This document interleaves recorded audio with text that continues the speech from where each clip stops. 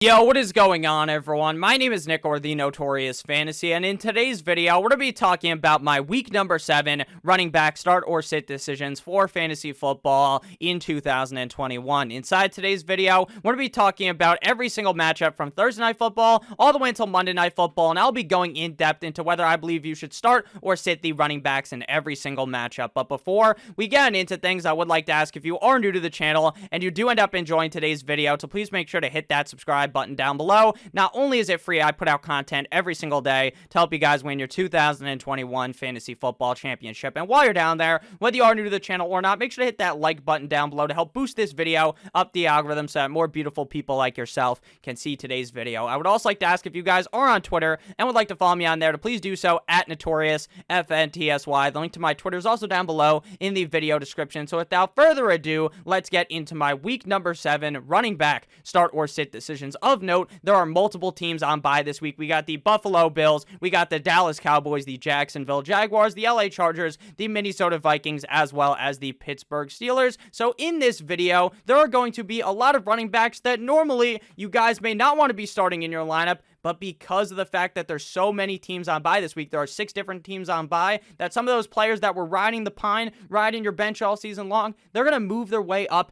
into the starting running back slot because of all of the bye weeks that are happening. So we begin with Thursday Night Football, the Denver Broncos at the Cleveland Browns, and this is a game that you can basically describe as an injury-riddled shit show because the Cleveland Browns are injured all over the place.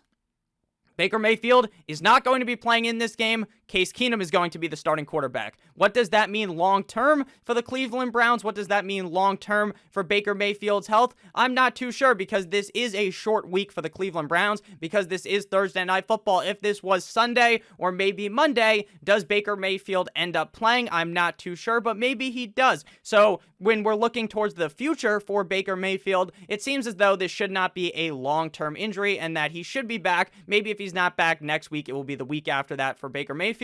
But obviously, it is important to talk about Baker Mayfield because he is the starting quarterback of the Cleveland Browns. Other injuries, we got Odell Beckham Jr., who it seems like he may not end up playing in this game. And then we have 9-inch Nicholas Chubb, who is out for at least this game. And then we have Kareem Hunt, who is on the IR. So he's going to be out a multitude of weeks. So we are in a very down bad situation for this whole Cleveland Browns offense, especially if Odell Beckham Jr. does not end up playing. And that leads to us looking at the running back position here, with D'Ernest Johnson being listed as a start. Now, between him and Demetric Felton, it seems as though everyone is leaning heavily towards D'Ernest Johnson being the guy. Now, last week, the Cleveland Browns were getting the shit kicked out of them, so it was basically impossible to see, after Kareem Hunt ended up going down, who would have been the lead back there in Cleveland. Because when you're getting the shit kicked out of you, you're not going to be able to just run the ball aggressively. You have to throw the ball a lot late on in the game when the Arizona Cardinals are beating down on you. So D'Ernest Johnson, Demetric Felton, they didn't see too much use in that game. I believe both of them are going to be seeing some decent usage in this matchup. This is going up against the Denver Broncos with Case Keenum as the starting quarterback. So you definitely want to be pumping the brakes very heavily on D'Ernest Johnson as well as Demetric Felton. Now, gun to the head, in my opinion, I think D'Ernest Johnson will be the lead back for the team, and that is my assumption, and that is why he's going to be listed as a starting running back. But again, he is not a guy that I'm overwhelmingly excited to start. He's one of those bottom of the barrel running back starts that if you are down bad at the running back position because of buys or because of all of the injuries that have happened at the running back position, then you can play D'Ernest Johnson, but he's not a guy that I'm uber excited about. When it comes to the Denver Broncos, I'm playing both Melvin Gordon as well as Javonte Williams. Every single week, it is basically a complete and utter dart throw on which one of these running backs is going to end up being the main guy in the team. Some weeks we see Melvin Gordon tear it up. Other weeks we see Javonte Williams tear it up. Now, it appears that maybe the Denver Broncos are leading closer and closer to Javonte Williams as the season goes along because, hey, he's the rookie running back. Maybe they want to ease him in, and eventually he is going to be the main running back on the team, and it won't be this very close 50-50-ish split between the two running backs for the Denver Broncos. Javonte Williams is the only running back, I believe, in the NFL to have over 3 rushes rushes of 30-plus yards. So Javonte Williams is clearly a very talented running back, but what it's going to come down to in this game is which running back ends up moseying his way on into the end zone, or which one of these running backs ends up seeing maybe 3-4 more targets than the other running back, or has that big run that kind of pushes them over the other running back. I like both of them in this game. I think the Denver Broncos should easily be able to handle the Cleveland Browns with just how banged up they are at this point. So I think Melvin Gordon as well as Javonte Williams could be in for pretty solid games. Now again, these are not bottom of the barrel starts necessarily, but these are not guys that I'm ultra excited about. They would not be ranked anywhere near the top 12 in my rankings on the week. Next up, we got the Carolina Panthers at the New York Football Giants. In this game, I like Chuba Hubbard for the Carolina Panthers with Christian McCaffrey on ice for what has felt like a majority of the season at this point. Chuba Hubbard has filled in very well in that role. I believe that they will play quite well up against the New York Football Giants. We just saw last week Darrell Henderson run a train on that Giants defense, so you should not be surprised at all if Chuba Hubbard finishes inside of the top 5 at the running back position on the week. For the Giants, Devontae Booker fills in for Saquon Barkley. Yet again, my assumption is that Saquon Barkley ends up not being good to go in this game. While it did seem initially that it was going to be just a 1-week injury for Saquon Barkley, that he would be fine to play in this game up against the Carolina Panthers, as we get closer and closer to Sunday, it appears that Saquon Barkley will be at least out for this game. Will he be back for the next game they play? Probably, but this week it seems as though they're going to sit him down, and that will lead to Devontae Booker being the starting running back. Now, last week, Booker definitely did not live up to my high expectations that I had for him. Now, I wasn't sky high on Devontae Booker last week because I understood that that was a bad matchup up against the LA Rams, but I thought he was a very startable running back. Didn't play all that bad, but wasn't amazing either. I think this week up against the Carolina Panthers, when you compare them to the LA Rams defensively, I think the Panthers are an underrated defense, but I think this could be a game where Devontae Booker is able to do something, because last week the Giants got absolutely stomped on by the LA Rams. If the Panthers are just able to maybe not play as amazingly as the LA Rams, right, where Matthew Stafford's just slinging the rock all over them, then the Giants will have a lot more opportunity to run the football, and in that case, that is very good for Devontae Booker. For the Panthers, I will be sitting down Mr. Rolls-Royce Freeman, because this really does seem to be Chuba Hubbard's backfield in Carolina. Next up, we got the New York Jumbo Jets at the New England Patriots. In yesterday's wide receiver video, for some reason, I guess I just did not put the graphic up on the screen for the Jets at the Patriots, so I skipped over that game. If you guys watched the wide receiver start or sit video, again, like I said, it was not included, but I put in the pinned comment how I felt about this game from the wide receiver position. I do apologize for that. That hasn't happened all year. It was one mix-up, so I do apologize for that. So the Jets at the New England Patriots. In this game, I'm fine starting Michael Carter as well as Damian Harris. While if Damian Harris does not end up playing, I am so excited to play Ramondre Stevenson. It seems as though Damian Harris is as tough as fucking nails. He does not go to Weenie Hut Juniors and SpongeBob. This is a man who is going to go ahead and play big in this matchup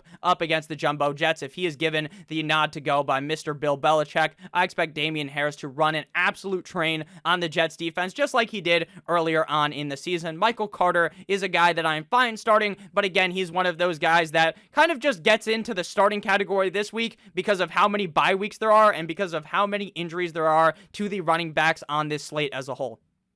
The running back position this year has been down tremendous with injuries. Michael Carter going up against the Patriots isn't the most ideal matchup, but he should be able to get it done considering he is the clear number one running back for the Jets backfield at this point in the season. Ty Johnson, all the other running backs there are going to be sits for me because, again, it really does feel like Michael Carter is the clear guy for the Jets. And for the Patriots, like I said, if Damian Harris is not good to go because they want to sit him down because he was banged up 2 weeks in a row, that would make sense, right? And then Ramondre Stevenson would elevate himself to be the number one running back on the team, thus making him a start because you want to be starting any running back going up against the Jets. So Ramondre Stevenson would be a start in that case, but my feeling based upon where we are right now is that Damian Harris will get the lean and get the nod to start this week up against the Jets defense. Next up, we got the Kansas City Chiefs at the Les Titans. In this game, I like both running backs. For Derrick Henry, there is no need to explain anything. Derrick Henry just does one thing. If you guys have ever seen that clip of Marshawn Lynch where he's like, they ask him some type of question of what do you do with the ball, and he says you run through a motherfucker's face. That is exactly what Derrick Henry does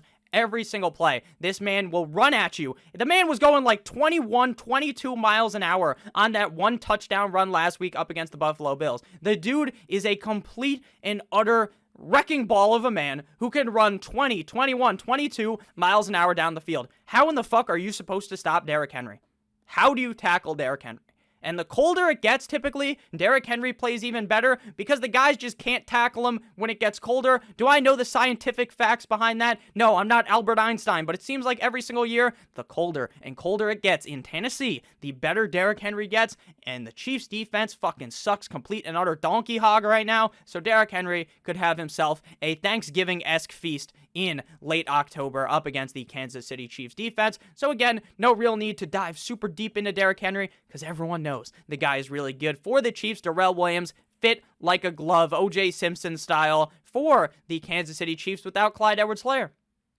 I retweeted a post that someone tweeted out, I forgot exactly who it was, that Darrell Williams in one fucking game as the starting running back of the Kansas City Chiefs has put up more half PPR points in that one game than CH ever did in his career as the Kansas City Chiefs starting running back from last year all the way until this year. So Darrell Williams had a better game in one game than Clyde Edwards-Helaire has ever had in a single game in his career. And that's pretty telling that, hey, maybe Clyde Edwards-Helaire might have been a swing and a miss inside the first round, or maybe that Darrell Williams is just really good in this game up against a bad Tennessee Titans run defense. I would expect Darrell Williams to expose them, so I love Darrell Williams in this game. He looked great up against the Washington football team last week. Next up, we got the Washington football team at the Green Bay Packers. But before we break down this excellent matchup, I would like to ask, if you are new to the channel and you have ended up enjoying thus far, to please make sure to hit that subscribe button down below. While you're down there, whether you are new or not, make sure to hit that like button down below. I would appreciate it a ton. So the Washington football team at the Green Bay Packers. Antonio Gibson,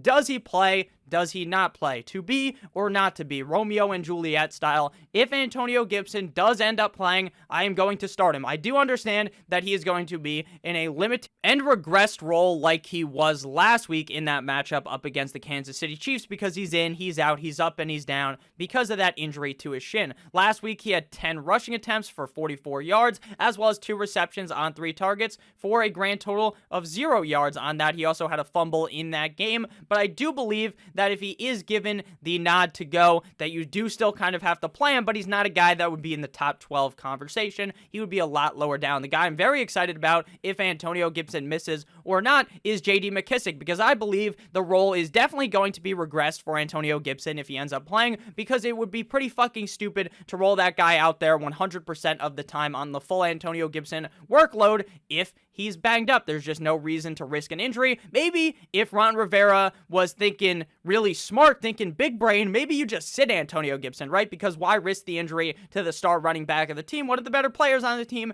just sit him down. J.D. McKissic can get it done. If that is the case, then J.D. McKissic is in for a humongous matchup. If that is not the case, J.D. McKissic's role will increase with Antonio Gibson being banged up, which will help out J.D. McKissic to have an excellent game, who looked very, very solid last week up against the Kansas City Chiefs, even though the Washington football team got eviscerated in that game. And that is a little bit worrisome here, going up against the Green Bay Packers, but I still do like J.D. McKissic. Aaron Jones, this is a guy that I was very high on, Snoop Dogg level high on this offseason. He's a guy that hasn't not produced, right? He's been a solid running back, but he just hasn't really had a huge game since that really big game, I believe, was it up against the 49ers? Maybe not, but earlier on the season, this motherfucker scored like 4 or 5 touchdowns in a game, and he hasn't really had that humongous game since, but he also hasn't been bad. He just has been about average. This week, going up against the Washington football team, if there was ever a game where he kind of recuperates that steam, it would be this week up against a bad Washington football team defense. So I like Aaron Jones here to have a big bounce back game. And for the other Green Bay Packers running back, unless they are just mauling the Washington football team, right? I'm talking about a spanking of the Washington football team. Then we shouldn't be seeing all that much A.J. Dillon, but his workload has kind of increased a little bit, but I still just don't feel comfortable starting A.J. Dillon at this point in the season, unless there was an injury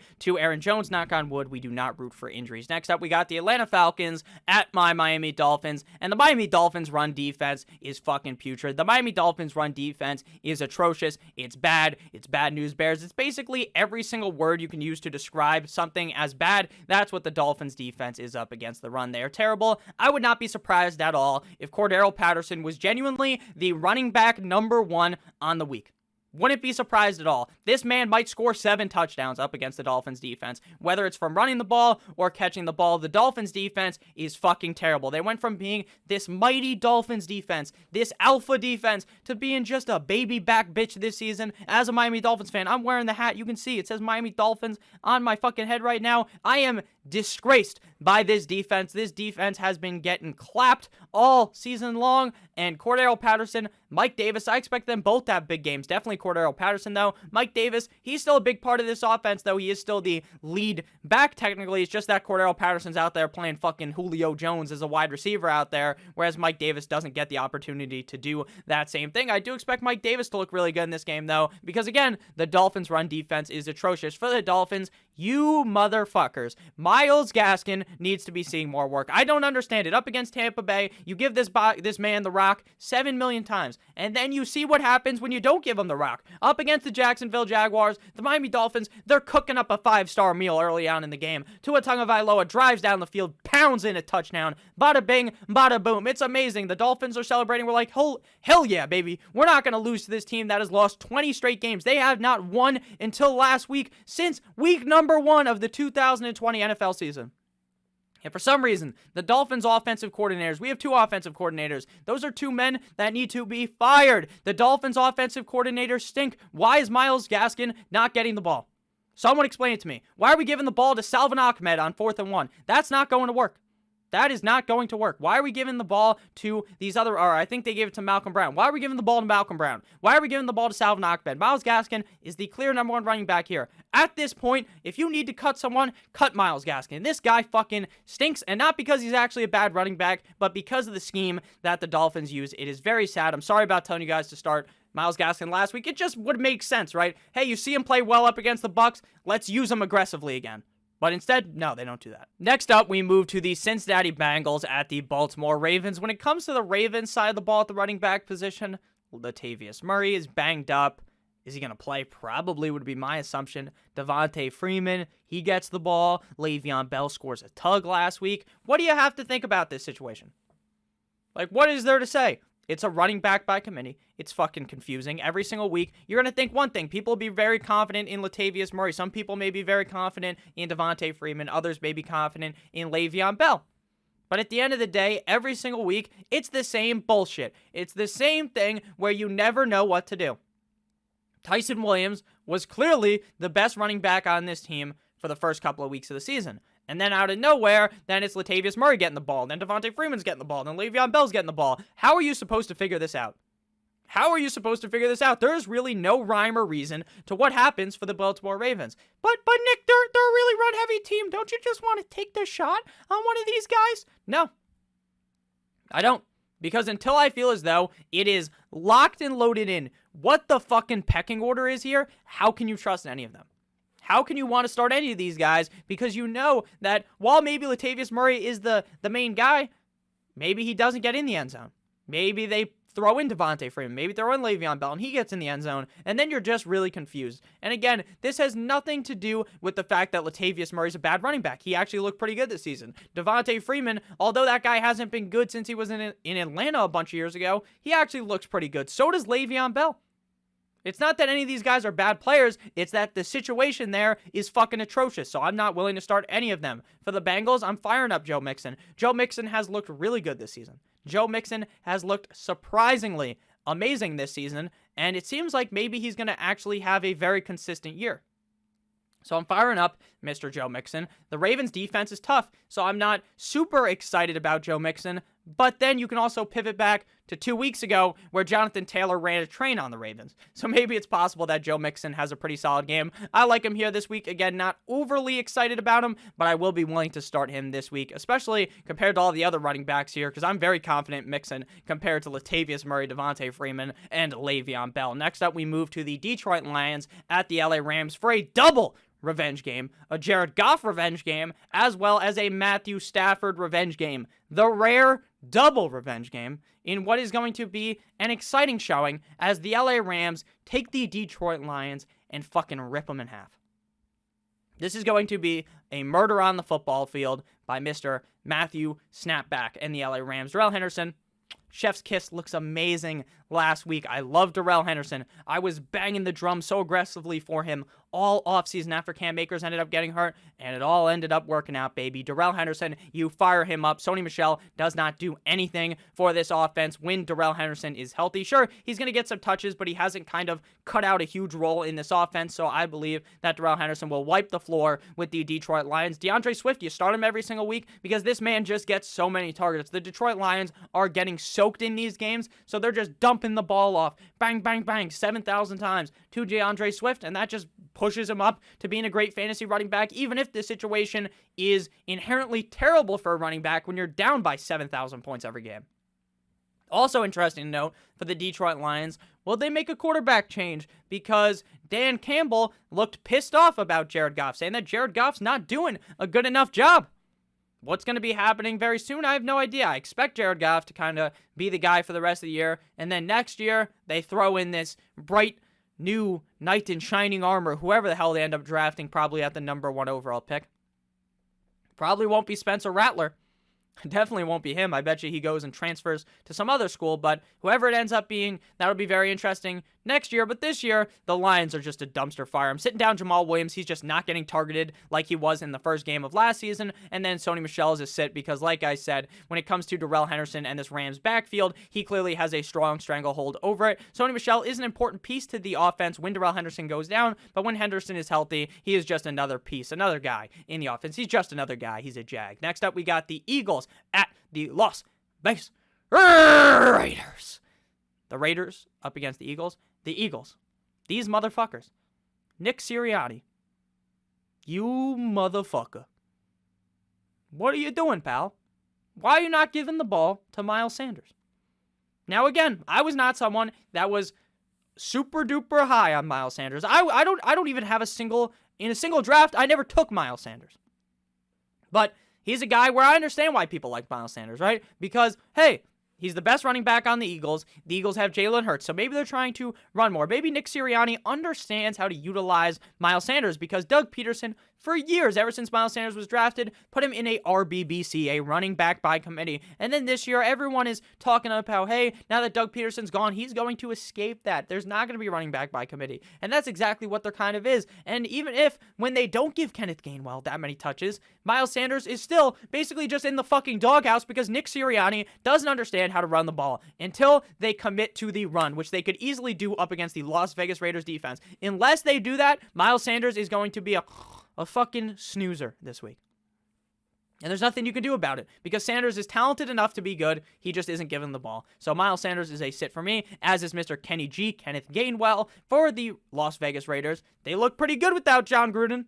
They look pretty good. Josh Jacobs is a guy I'm willing to start in this game. He is really the only piece in this game as a whole that I'm very excited about besides the quarterbacks on either team. Josh Jacobs does seem like a pretty solid start week in and week out because he just gets so many rushing opportunities every single game. Next up, we got the Houston Texans at the Arizona Cardinals. I think this game, the spread is Cardinals minus 16.5, maybe 17? 17. They are favored by 17 points. How could you ever start any of these Texans running backs? Every single week, it's the same confusion. It's really like the Baltimore Ravens, except for way more watered down because they're on the Texans instead of the Ravens. Mark Ingram seems like the guy, but is he? Like, would you be surprised if Lindsey outsnapped him? Would you be surprised if David Johnson outsnapped him? I don't think so. So that's kind of just how I feel about the situation. I really have no idea what to think about the Texans. Actually, I know exactly what to think about the Texans, is that you shouldn't think anything about them because you don't want to be starting running backs on a team that are going to be losing by... They're literally...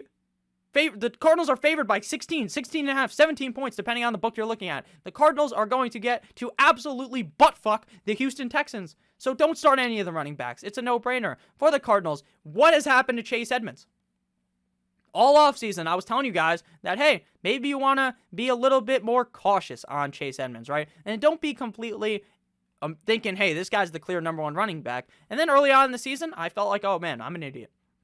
I'm an idiot. I was wrong. I guess Chase Edmonds is the hot hand. He's going to be the guy getting the ball. And then now we fast forward to week 6, week 7, and it seems like James Conner's the lead guy there. So pretty confusing up against the Texans, though. Got to be starting Mr. James Conner. He has a very solid chance of finding his way into the end zone, because even if Chase Edmonds marches their way up onto all the way up there to the goal line, James Conner gets thrown in the game. Bam! He bashes his way on into the end zone. The Texans defense also sucks donkey hog, so expect a solid game out of James Conner. Next game here, we got the Bears at the Tampa Bay Buccaneers. The famous game from last year where Tom Brady's like, it's 4th down, when in reality, like, it was already 4th down, pal. Game's over. 9-inch Nick Foles beat you again. But now we get Justin Fields versus Mr. Tampa Bay Tom Brady. In this game, it appears my best bet right now is that Damian Williams doesn't play because he got COVID last week.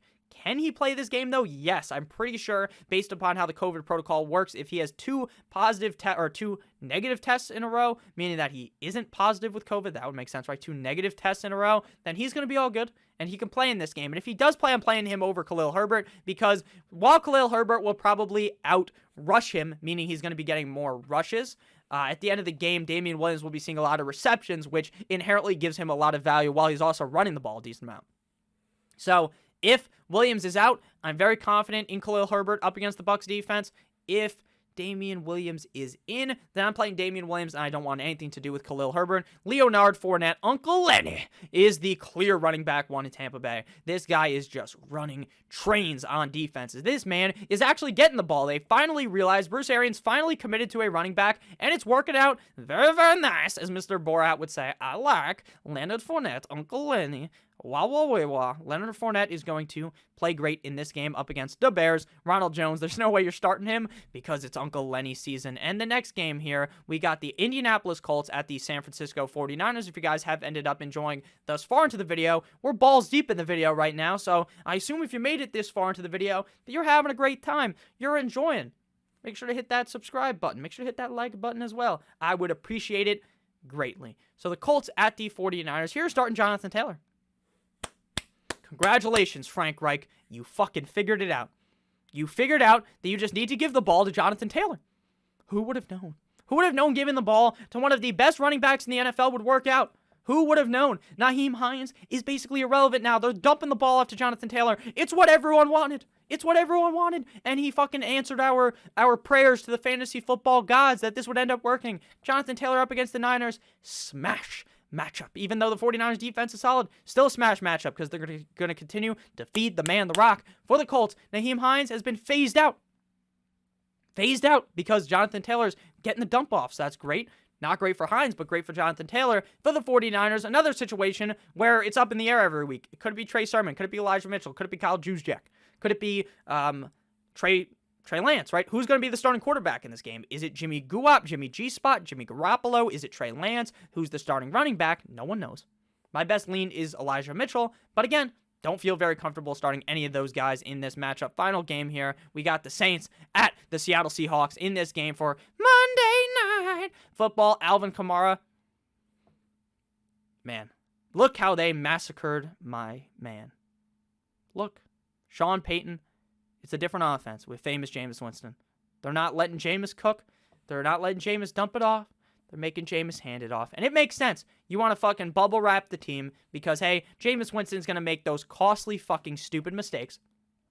You want to know how he doesn't make those mistakes? By handing the ball to Alvin Kamara. Because maybe Sean Payton realized that maybe even Jameis would fuck up dumping the ball off to him. So they just run the ball a million times. And while it's fun, while it's cool and all, sure, Alvin Kamara's getting the most rushes he's got in his career. It doesn't help, though, because you want those receptions in half PPR and full PPR. Even in standard, the receptions are helping you out. While he's still a guy that you want to be starting week in and week out, he has definitely been a disappointment for the Seattle Seahawks. Chris Carson is out yet again, obviously. Alex Collins should be the main back if he is healthy. If he is healthy and good to go, I'm firing up Alex Collins very confidently up against the Saints defense. And then the other Seattle Seahawks running backs, we got Travis Homer. We got Rashad Penny, who seems like he's going to get his go after being out for like the whole season basically at this point.